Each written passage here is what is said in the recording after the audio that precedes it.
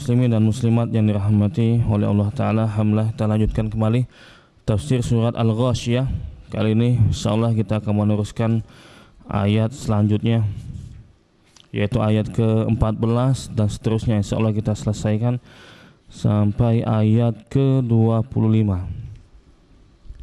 Allah Ta'ala berfirman, A'udzu billahi minasyaitonir rajim. Bismillahirrahmanirrahim. Wa akwabum mawdu'ah.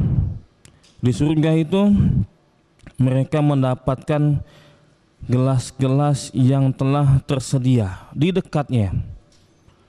Kata Al-Imam Ibnu Katsir mengatakan, maksudnya nanti ketika di surga mereka akan mendapatkan wadah-wadah minuman, di dalamnya disediakan dan telah siap untuk orang yang ingin menggunakannya, langsung siap langsung untuk minum. Itu kenikmatan surga.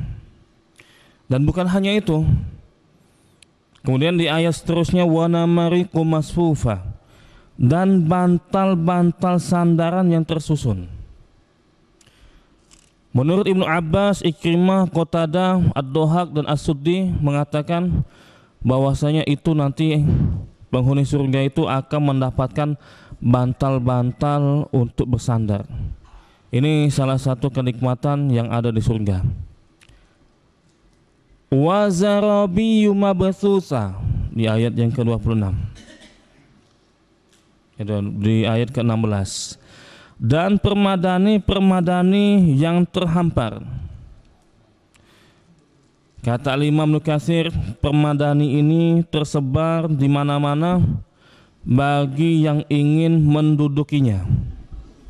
Inilah kenikmatan-kenikmatan yang ada di dalam surga, yang sebagiannya itu Allah sampaikan. Pada kesempatan yang lalu kita sampaikan kenikmatan di surga itu nanti akan ada mata air dan seterusnya. Dan uniknya di ayat ke-17 Allah Ta'ala mengganti temanya. Di ayat ke-17 Allah Ta'ala berfirman, afala yanzuruna ilal ibili kaifa khuliqat. Maka tidakkah mereka memperhatikan unta, bagaimana unta itu diciptakan? Kalian harusnya perhatikan unta itu, bagaimana unta itu diciptakan. Itu salah satu tanda kekuasaan Allah. Memangnya kenapa dengan unta? Nanti insyaallah kita sampaikan. Ternyata unta ini banyak kelebihannya. Bukan hanya unta. Wa ilas sama kaifa rufi'at, dan langit bagaimana ditinggikan. Allah memerintahkan, kata Ibnu Katsir, Allah memerintahkan agar memperhatikan langit, bagaimana dia menaikkannya dari bumi dengan cara yang sangat agung ini.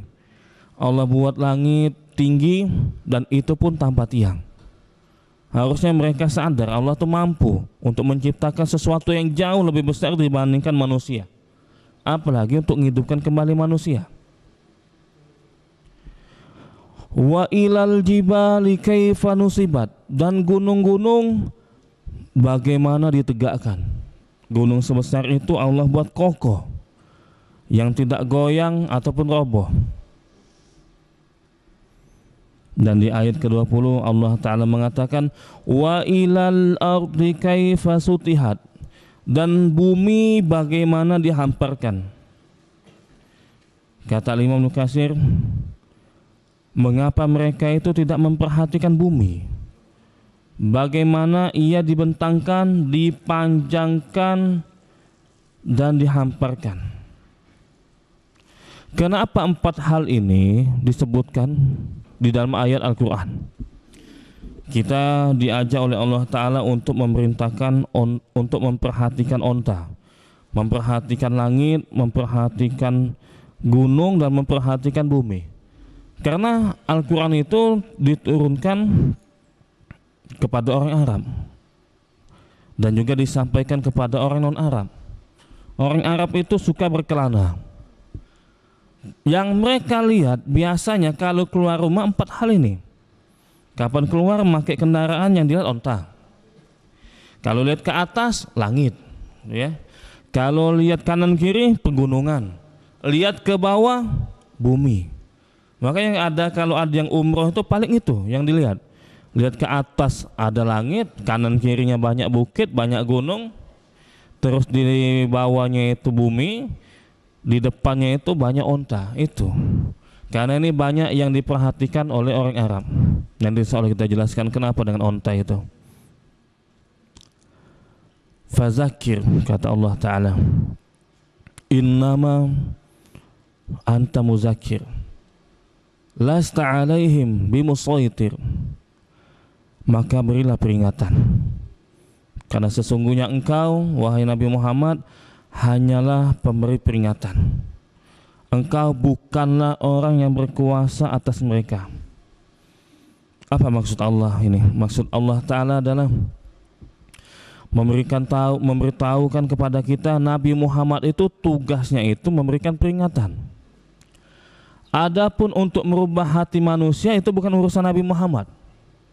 Yang buat orang lain dapat hidayah, yang menentukan ini dapat hidayah atau enggak, itu urusan Allah Ta'ala. Kau tidak punya kuasa kepada mereka. Kau pun tidak punya kekuasaan untuk merubah hati mereka sehingga langsung menjadi beriman kepada Allah Ta'ala. Enggak bisa. Allah ngasih tahu pada kita, sekelas Nabi Muhammad pun gak bisa merubah orang itu tiba-tiba langsung dapat hidayah, gak bisa. Karena ini ranah kekuasaan Allah Ta'ala. Apalagi kita, tugas kita itu hanya menyampaikan. Orang itu mau berubah atau tidak itu kita serahkan kepada Allah Ta'ala, karena itu sudah menjadi urusan Allah, menjadi kekuasaan Allah.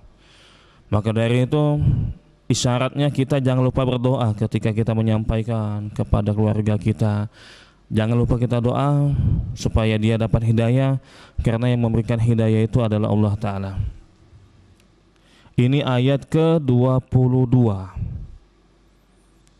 Ayat ke-23. Illa man tawalla wa kafar. Kecuali jika ada orang yang berpaling dan kafir.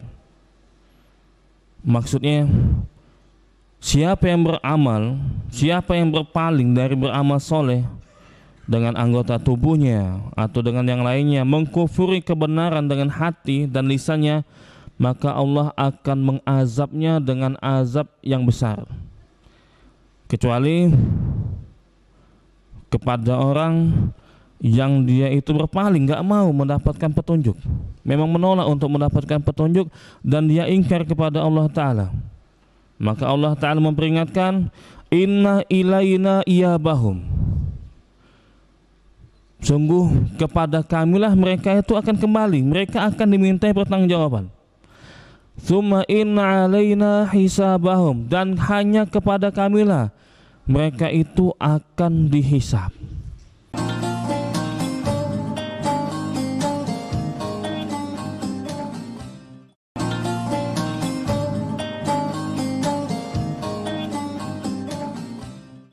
Mereka itu akan dihisab. Kata Imam Mukatsir menjelaskan tafsir ayat 25 dan 26 ini, kepada kami tempat kembali dan tempat pulang manusia. Kami akan menghisab mereka dan membalas amal perbuatan mereka. Jika amal mereka baik, maka balasannya baik. Jika amalannya buruk, maka balasannya akan mendapatkan keburukan pula. Inilah ayat yang ada di dalam surat Al-Ghasyiyah, ayat-ayat yang kita bacakan, ayat ke-14 sampai ayat ke-26.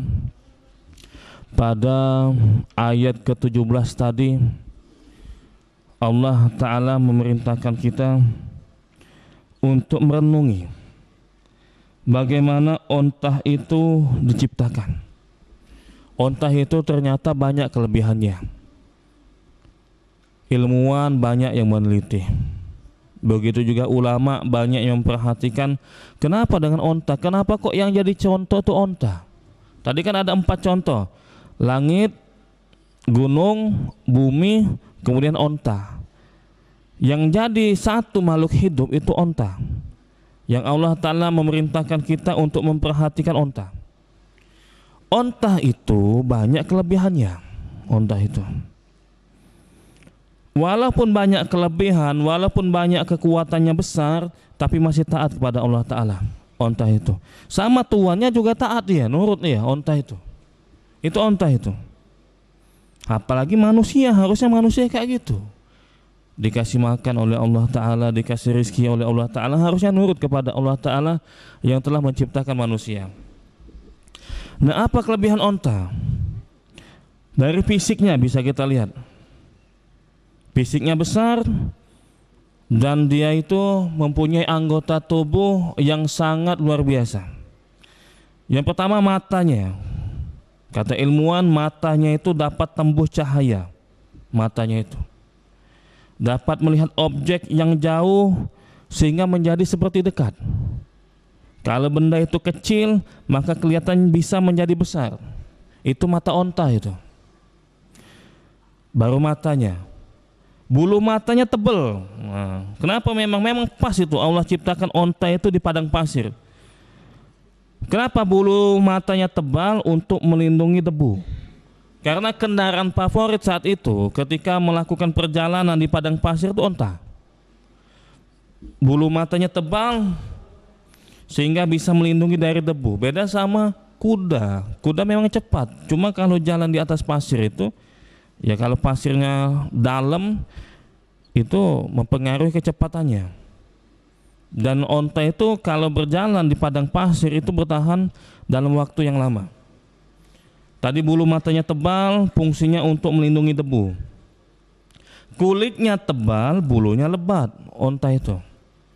Kenapa? Untuk melindungi dari rasa dingin. Di Saudi itu kan kalau nggak musim panas, musim dingin. Indonesia aja banyak musim, musim durian, musim mangga. Nah di sana itu kalau nggak musim dingin, musim panas. Pas perjalanan kalau musim dingin itu bisa melindungi dari rasa dingin. Terus kalau berjalan bisa ngisi bahan bakar dia, minum. Bisa minum 200 liter itu menurut penelitian dalam waktu cukup 3 menit. 200 liter itu, satu tangki itu. 200 liter cuma 3 menit. Luar biasa tuh onta. Punuknya itu kan tempat nyimpan itu. Makanya kendaraan favorit saat itu. Mampu berjalan perharinya itu sejauh 8 km. Dan mampu bertahan 5 hari tanpa makan, tanpa minum. Karena dia nyimpan stok makanan, stok minuman di badannya itu. Nah itu. Bukan cuma itu aja. Kakinya tahan panas, padang pasir, kakinya tahan panas, cocok itu untuk melakukan perjalanan. Dan uniknya lagi, kata ilmuwan, mampu memikul beban seberat 500 kg. Luar biasa itu onta itu. Makanya Allah Ta'ala memerintahkan manusia itu memperhatikan onta. Onta itu sehebat itu aja, sama tuannya nurut dia itu. Padahal kekuatannya besar itu. Hati-hati onta itu. Banyak jadi korban itu kalau nyembelih onta itu. Nyembelih onta kan beda dengan nyembelih sapi. Nah dibaringi baru. Kalau nyembelih onta tuh nahar namanya. Dia berdiri segini. Nah, itu hati-hati itu. Kuat itu. Pas disembelih aja, pas ditikam aja, masih dia kadang-kadang sempat ngigitin orang, melawan. Ada videonya kayak gitu. Nah hati-hati onta ya. Cuma onta ini bapak-bapak sekalian namanya manusia ya. Manusia makhluk hidup. Namanya makhluk hidup. Ada kelebihan, ada kekurangan. Ini kelebihan onta ini. Ada lagi sebenarnya kekurangan onta itu. Kalau kita makan daging onta itu bisa membatalkan wudhu. Nah hati-hati kalau pengen umroh atau pengen haji ya. Nah makan daging onta dia. Habis itu nggak wudhu lagi dia, batal itu. Memakan daging onta itu bisa membatalkan wudhu. Beda dengan makan daging yang lain. Seperti misalkan dijelaskan di hadis yang diriwayatkan oleh Abu Daud dan Tirmizi. Hadis ini disahihkan oleh Imam Ahmad. Su'ilan Nabiyyu sallallahu alaihi wasallam an luhumil ibil. Qal tawadda'u minha. Wa su'ila an luhumil ghanam. Faqal la yatawadda'. Nabi ditanya, Nabi kalau makan daging onta gimana Nabi? Batal wuduknya, kata Nabi. Wuduklah, ulangi wuduknya kalau makan daging onta. Ditanya lagi Nabi, kalau makan daging kambing gimana Nabi? Jangan berwudu, gak usah berwudu, kata Nabi, la yatawaddo, tidak usah berwudu. Artinya khusus makan daging onta itu bisa membatalkan wudu, beda dengan makan daging yang lain. Kita ini kalau makan minum gak membatalkan wudu, udah.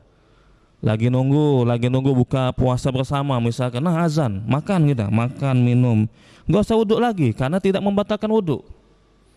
Tidak membatalkan wudu seperti itu. Apa dasarnya? Ada dasarnya.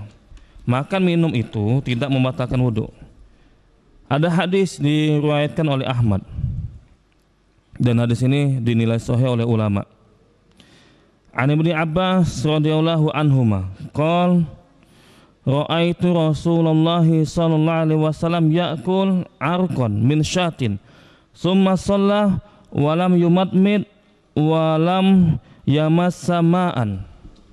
Hadis riwayat Ahmad dan disahihkan oleh ulama. Kata Ibnu Abbas, aku pernah melihat Rasul alaihi salatu wasallam makan daging kakinya kambing, uratnya atau kakinya kambing.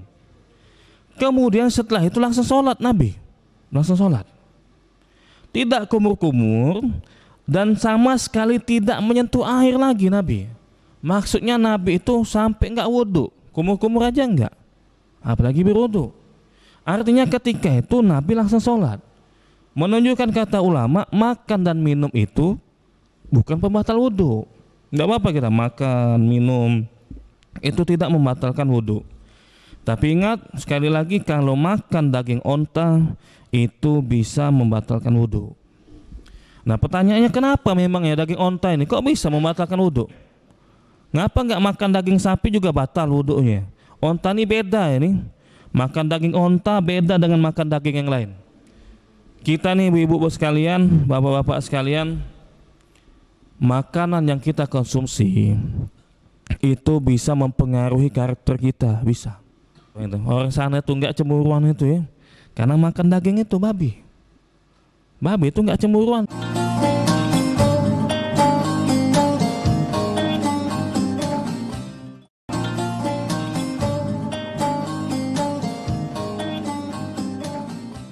Karena makan daging itu babi. Babi itu nggak cemburuan dia, pasangannya dia apain nggak cemburuan. Nah, ngapa orang Indonesia banyak cemburuan? Karena memang memakan sesuatu itu bisa mempengaruhi karakter. Ada dalilnya seperti itu. Nah, kenapa orang Indonesia banyak cemburuan? Karena banyak makan ayam. Ayam itu kayak gitu, ayam itu. Nah, ayam jantan, induknya didekati, marah dia, dipatok sama dia. Nah itu memang ada pengaruhnya situ.